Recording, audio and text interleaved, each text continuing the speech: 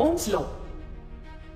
जैसा कि हम जानते हैं कि किसी भी इलेक्ट्रिक डिवाइस को वर्क करने के लिए इलेक्ट्रिसिटी की जरूरत होती है, जिसे किसी एक्सटर्नल सोर्स से जनरेट कर सकते हैं।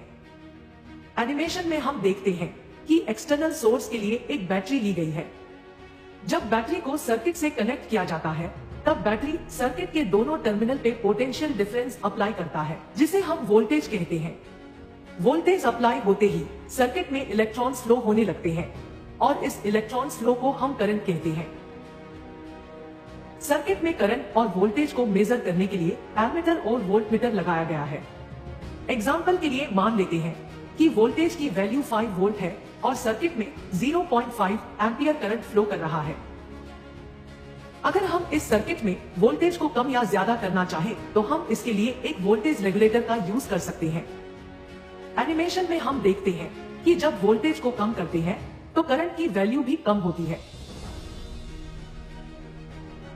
और वोल्टेज को बढ़ाए तो करंट भी बढ़ने लगता है।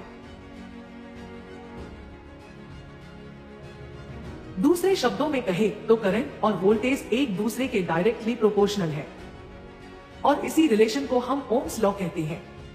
साथ ही ओम्स लॉ ये भी कहता है कि वोल्टेज और करंट एक दूसरे के डायरेक्टली प्रोपोर्शनल होंगे जब टेम्परेचर कांस्टेंट होगा। इस इक्वेशन को सिंप्लीफाई करने पर हमें प्रोपोर्शनैलिटी कांस्टेंट मिलता है, जिसे रेजिस्टेंस कहते हैं, और इसकी यूनिट ओम होती है। ओम्स लॉ को हम कुछ इस तरह डिफाइन कर सकते हैं। Ohm's law states that the voltage across a conductor is directly proportional to the current flowing through it, provided all physical conditions and temperature remain constant.